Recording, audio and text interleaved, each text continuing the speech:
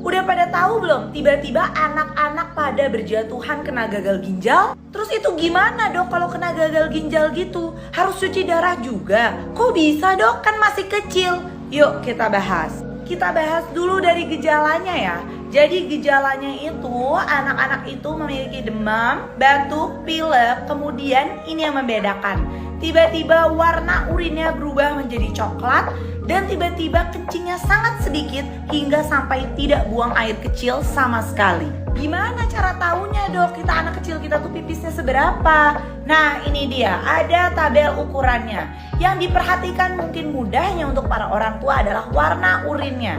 Lihat, kalau warnanya masih kuning muda itu masih bagus. Semakin kesini semakin kurang terhidrasi dan lama-lama bisa jadi seperti ini hingga akhirnya tidak pipis sama sekali.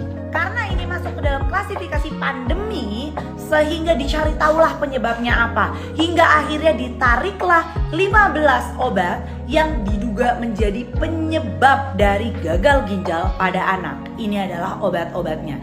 Lihat, ada satu kesamaan, yaitu sediaannya adalah sirup. Hati-hati karena ini adalah obat-obatan yang sering kita berikan kepada anak-anak kita. Silahkan di screenshot ya.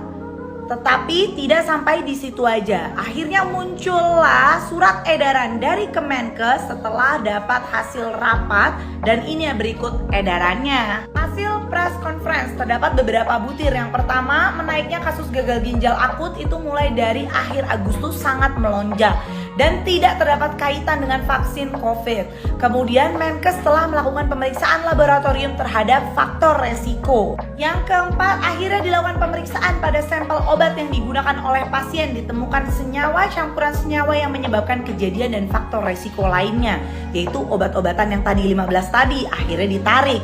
Yang kelima, akhirnya Kemenkes meminta seluruh vaskes untuk sementara ini tidak memberikan obat dalam bentuk sediaan cair atau sirup untuk menyelamatkan anak-anak. Sehingga perhatikan, sediaan sirup tidak untuk diberikan lagi. Jadi kita bukan 15 lagi yang ditarik, tapi seluruh sediaan sirup tidak disarankan. Menkes juga meminta apotek untuk stop menjual obat sirup dan menghimbau semua obat sirup tidak boleh diberikan kecuali setelah konsultasi dengan dokter. Terus pakai obat apa dong dok? Nah, sebagai alternatif berikannya tablet. Jadi kalau anak demam, tablet paracetamol itu digerus dan dibagi dosisnya. Dan kemudian kalau memang ada gejala mual, muntah dan tidak pipis atau pipis berkurang, segera bawa ke puskesmas dan ceritakan riwayat obat yang dikonsumsi. Dan selama anak sakit, berikan terus hidrasi atau cairan yang cukup. Please stay safe semuanya. Semoga gak menimpa ke kita ya. Amin.